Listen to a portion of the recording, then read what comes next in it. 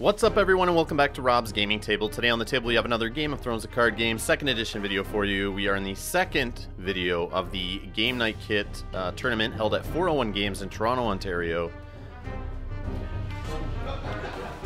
And on the left we have myself, on the right we have Matt. I'm playing Greyjoy Fealty. Matt is playing Targaryen Banner of the Sun. He starts out with Arion in play, Rhaegal, the little hatchling, and that's about it, but that's still 8 gold. And on the other side, I got 2 Priests of the Drowned God backed up by a raiding longship. So I just want to tell you guys, go check out the Knight of the Blackwater YouTube channel. He was posting recently about this Dagmere Cleftjaw card that, you know, it's his meta and he's back and he should be played and he's destroying houses and this kind of thing.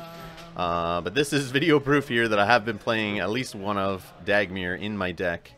For a couple months now, my Greyjoy decks. I've been trying out different Greyjoy decks every week or so, but always keeping one copy at least of Dagmere Cleftjaw in there because it's just funny, and playing with it locally, and at these game night kits, and at our casual nights at Black Knight Games in Hamilton, Ontario.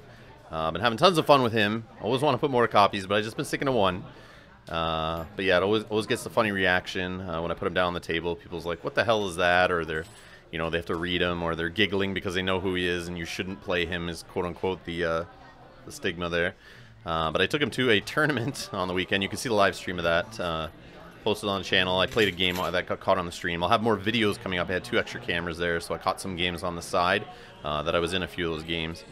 So you'll get to see him in action there. But I believe I do get him in play in this game, if I remember correctly. But he is in the deck as a one-of copy. And I just wanted to say that, yeah, I've been on the Dagmere train for a couple months now, and he seems to be catching on, at least on Ben Davies' channel, Knight of the Blackwater. He's loving them, and hashtag Dagmere Meta has been seen in the Facebook group recently, so I think it's kind of funny. I was trying to keep it quiet, you know, he's pretty good. I like him. At least he's another big renowned body.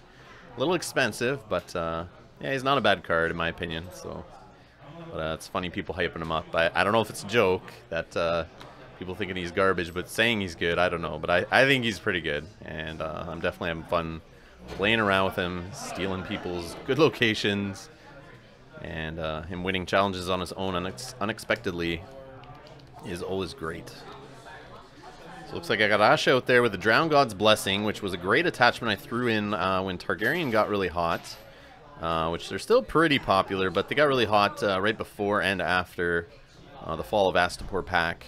Basically, after they got their economy, they saw a huge spike in play, and then getting Grey Worm and or Astapor, the location, just kind of kept them steady and being played, as we see across the table from me here.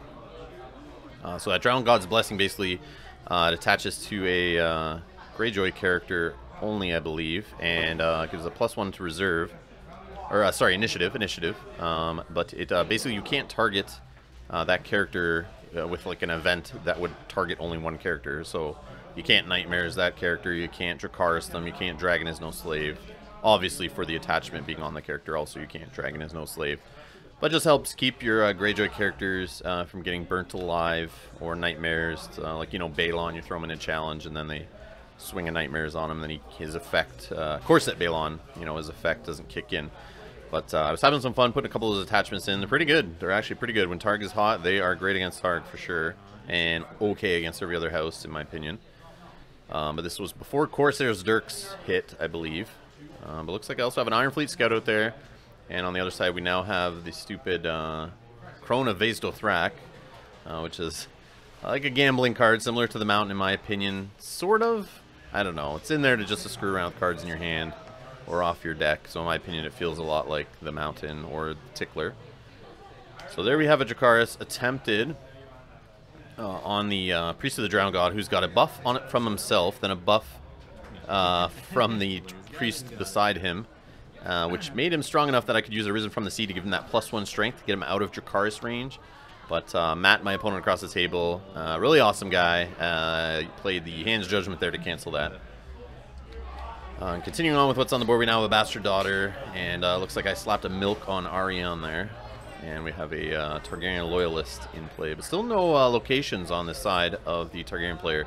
And I'm not sure, maybe he wasn't playing them on purpose. I'm sure if he had economy, he'd play that, but, you know, maybe he's holding an Astapor in hand, but he doesn't want to put it out there as, you know, he can't stop an unopposed military possibly, so, or a power and intrigue maybe, so he might be a little scared to throw it out there yet.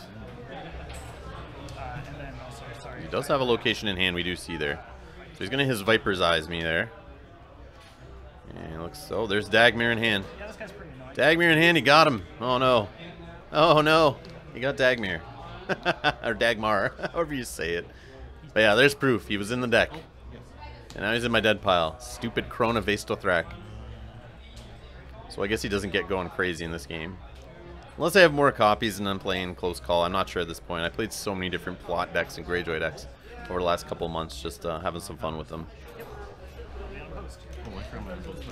Yeah, no worries.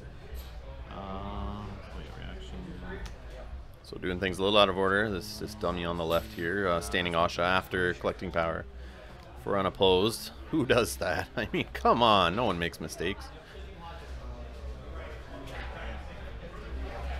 Does that only work on attack? Yes. Yeah. Okay. Don't worry about it. So I think it's over to Matt for challenges, and he does not have to worry about the raiding longship. He was just checking there if it works on defense also, but only on attack. And if I'm first player, which I was. So here we go, military coming in, Bastard Daughter, fully defended here by Asha. Yep.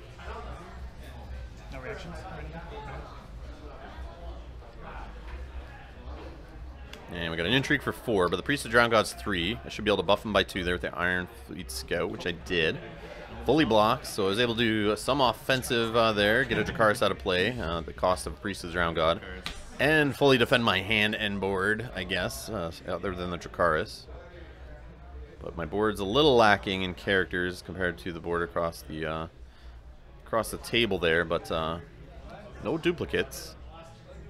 And that Bastard Daughter's a little annoying, thinking about Valor. You always got to think, like, looking at my hand now, I may lose one of these cards. Am I okay with that if I Valor right now? Or is, you know, is that single character that I can play on the Valor turn in my hand possibly going to get plucked because that Bastard Daughter? That's something that goes through my head. It's a little frustrating, those Bastard Daughters. I love that card. Love when it came out in the first chapter pack. I was super excited to build decks around that, but or including the Bastard Daughter. It's just frustrating. It's just that extra little intrigue out of hand. I love it. So here we go, second round plots. Looks like I'm playing a second Noble Cause into Confiscation. I'll take Looks like that Drowned God's Blessing is annoying the Targaryen player already. He wanted to kill Asha, obviously, but had to settle for a Priest of the Drowned God. Poor guy. Poor guy.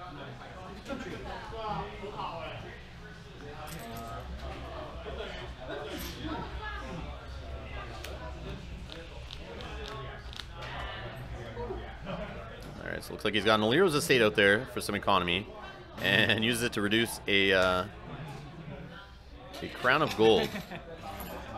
And I guess he didn't want that attachment to go back to hand. So he decided to discard it first before killing Asha, so I couldn't just play it back out on someone else. And that's all he's going to do on his turn, save a gold, it looks like. A gold and a standing dragon. You guys all know what that means. Dracarys is a possibility.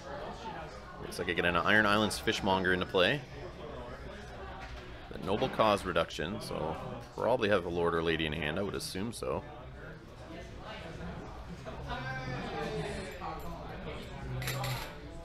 And the third Priest of the Drowned God's in play. You can't stop these guys, they're coming from everywhere. Pouring water all over their head, just running at the Targaryen player. They're able to put out that fire from the dragons by just pouring water on their head, so they're all right. And a Salty Navigator. So Noble Cause reduction, not used. I guess I just needed the economy. Maybe I was hoping I would top deck a Lord or Lady, or maybe decided not to play it after Asha got burnt away there. Maybe didn't want to just put out one single big guy there beside the little guys.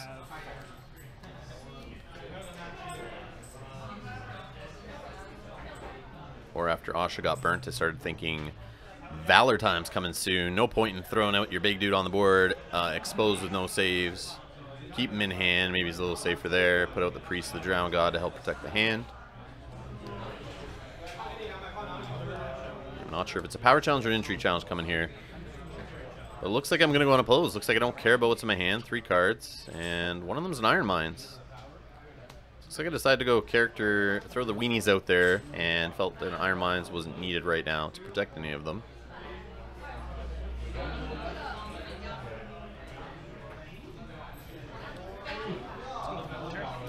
And now military with Rhaegal. 3 strength. Which is not enough to be stopped by the Salty Navigator plus the Ironfleet Scout. I'd only have 3 to 3, so I'd still lose someone anyway, so it looks like I let that go unopposed also. And just kill the Iron Islands Fishmonger. And I think that's it for challenges. He's passed it over to me since he's already done Intrigue and Military, and that's the only other 2 icons left standing. So he's just going to play defensively with those guys, try to block some unopposed, I guess. Which is always a good idea against Greyjoy. I think I'm doing an Intrigue challenge here for Strength. Priest of the Drowned God plus 1 from each one on the table. And it looks like that'll go unopposed. So maybe he doesn't want to block. I'm not sure what's going on there. Why he didn't use the Corona Vastothrak. And then I get an unopposed power in there, obviously. No power icons on the table. And Arion being milked is has definitely been money for stopping her not bouncing back to hand. So it's nice to know basically what's on the table is what I have to worry about, especially after Rhaegal knelt. So now I do the military challenge. I say screw it. I don't care about the cards in my hand. And I'll lose a We Do Not Sow. I was saving that for that Astapor. I didn't care about his Illyrio's estate, obviously. I guess I didn't have any money to play it this turn anyway, but I guess I could have not played that Ironfleet Scout and saved it, but putting some pressure on him, killing some dudes, stealing some power, grabbing some cards. So all in all, a good turn claim-wise, I think.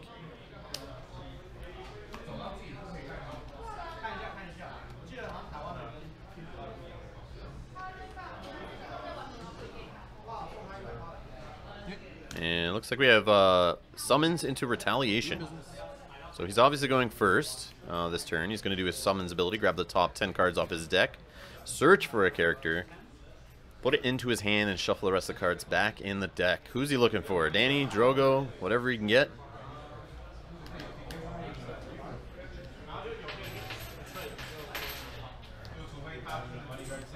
Maybe Nymeria? See a Dornish Paramore in hand, so he's playing that's, you know, the fun pull characters into challenge and burn them with Dracarys if they have intrigue icons. Good times all around. Khal Drogo is the card of choice, which I think is a great choice. It's a good way to put military pressure on the Greyjoys to start eating through their saves. So that leveling the playing field when the Valors eventually hit the board.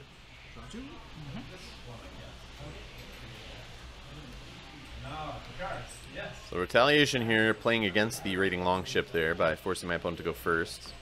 I'm first, right? Yeah. But in my opinion, I don't always care about going first. It's just a nice to have, in my opinion. Sometimes I want the opponent to go first.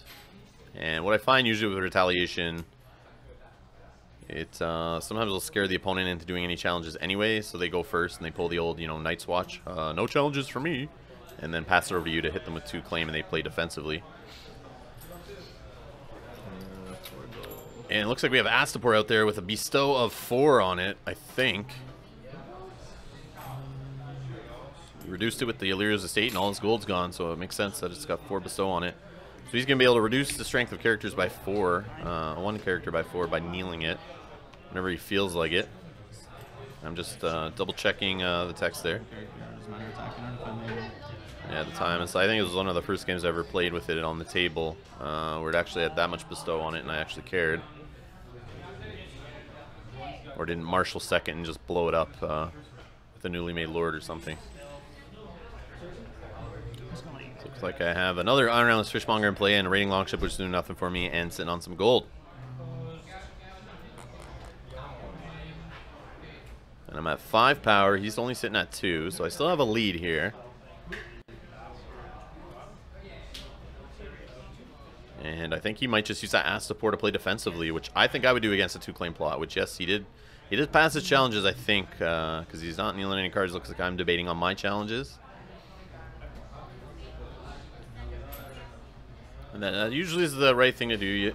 Sometimes you want to go aggressive, see if they'll kneel something, but if you're staring down a 2-claim plot and you go aggressive, I mean, if you have Intimidate or you can claim, you know, somebody or Nightmares or that kind of thing, and you know, put the pressure on the opponent so the 2-claim doesn't hit you back that hard, it's great, but when their board's wide enough that your military won't really do anything and they can still smack you back, you gotta be careful and try to, you know, mitigate your risk there of losing 2 characters, 2 cards, and 2 power as best you can.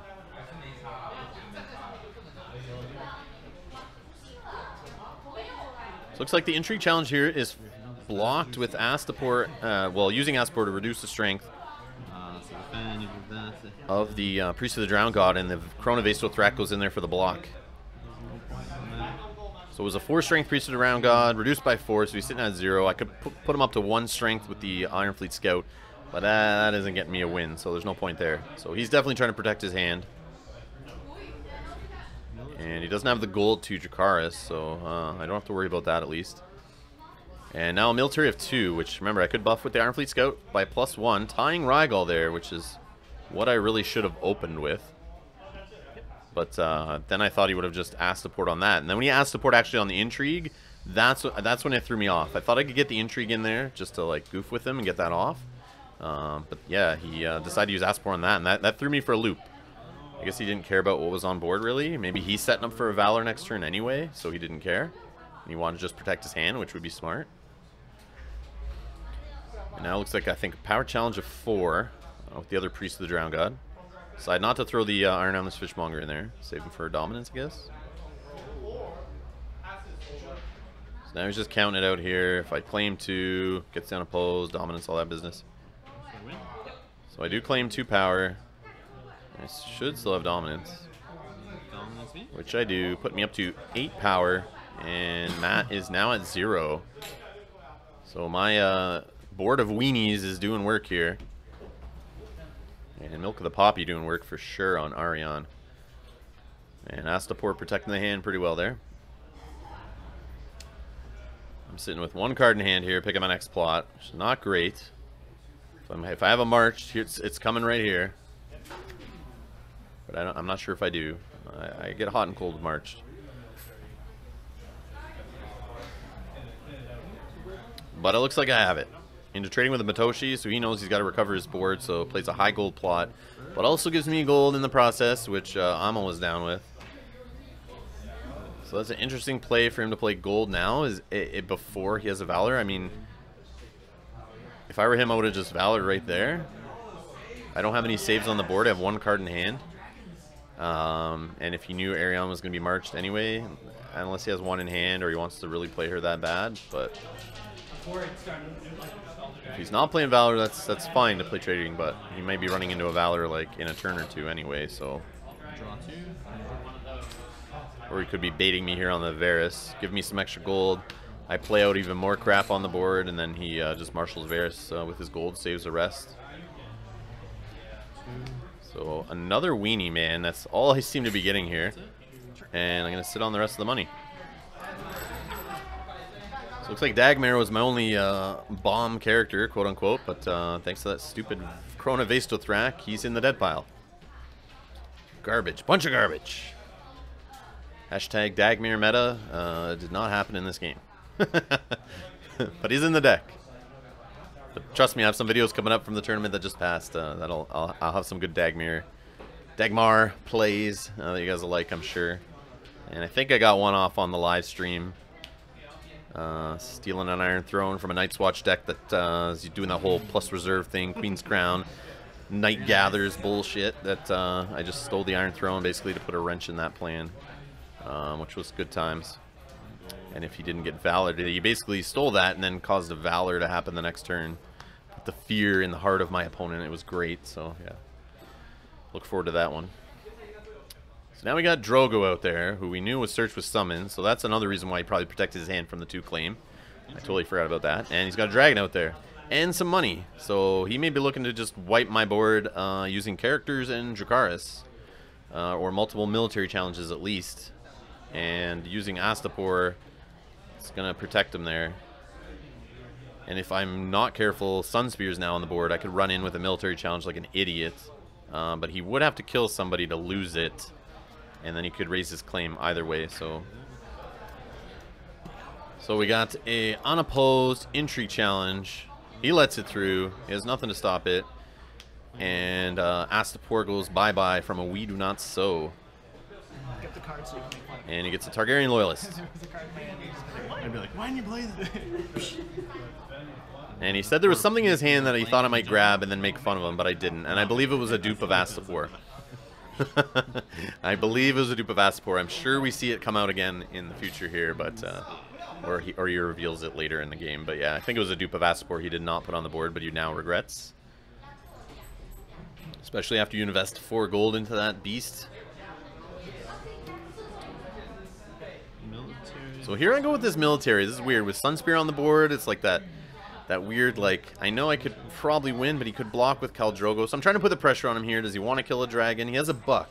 So I'm worried about Fire and Blood too. So he could just lose the mill, kill the dragon, trigger Sunspear, throw the dragon back into play, and now he's got 2 claim on military challenges, which would be disgusting, and he would wipe my board. And yeah, I don't know what I would do. I think I have 1 card in hand. Not looking good. So he decides to block, which was weird. So it makes sense, I guess, if he's going to lose it anyway. Then I use Raiding Longship to just say unopposed. Dragon doesn't count as strength. And me going first reaction, I use a second We Do Not Sow to blow up Sunspear without fear, and it's in the discard pile with the first reaction before he triggers the reaction on Sunspear. So 2 We Do Not Sows, keep me in control of the game. No hand. Staring at Khal Drogo across the board, though. But at least he's only coming at me with 1 claim, if he does a military at all. And I'm doing a power challenge for strength. I can use a Raiding Longship to just say Khal Drogo doesn't count as strength if he does go into the challenge, so if Matt falls for that, that's too bad, but I don't think he will. But you'd have to let it go unopposed, so at least I get a power out of it. I don't claim any power, though. He has nothing on his house. And I am now at 11 power with the Iron Fleet Scout, Priest of Drown God army here, the weenie board. And he's got a military challenge coming in with Khal Drogo, 5 strength. I'm going to block with the Iron Fleet Scout, or the Salty Navigator, buffed by the Iron Fleet Scout, giving him 4 strength. I still lose, and claim the other Salty Navigator. And Khal Drogo get a Renown. And there is Fire and Blood. Wow, he did have it. Okay, good thing I had that We Do Not Sow to blow away Sunspear. That's obviously why I did that military challenge. I wouldn't have done that normally, because you don't want to give someone with Khal Drogo and 2 military icons on the board Sunspear claim buff. But looks like he snuck it in there, and I am not feeling good about that. So Rhaegal's back in play, doing an unopposed military.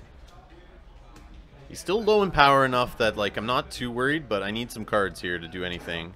But Valor has not been played on either side, so that I'm not too worried. So it looks like I take Dominance for saving all that gold.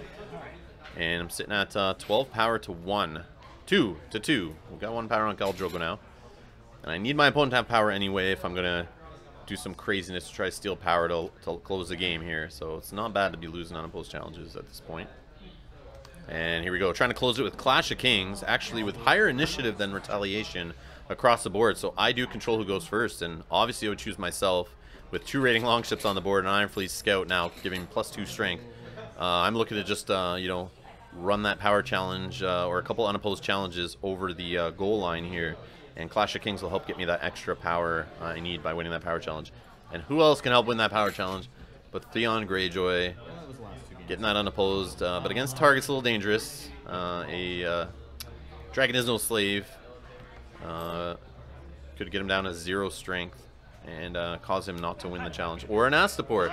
So there's that second Astapor that he did have. He plays it out, puts the 4 gold on it, no questions asked, but doesn't marshal any other characters and doesn't save any gold. With a dragon on the board. That I find a little weird. At this point, looking across the board with my lower strength, I guess the other 2 guys are 4 strength, so maybe that's why he put 4 gold on Astapor. Maybe he doesn't have anything in hand he cares about. But coming in with a Priest of the Drowned God challenge. I'm not sure which one it is here. But I have enough icons on the board to do all 3 challenges and 2 raiding longships. So I'm only 3 power away. I just need to win that power challenge, which could be unopposed. The plot reaction and the claim should be enough to win it.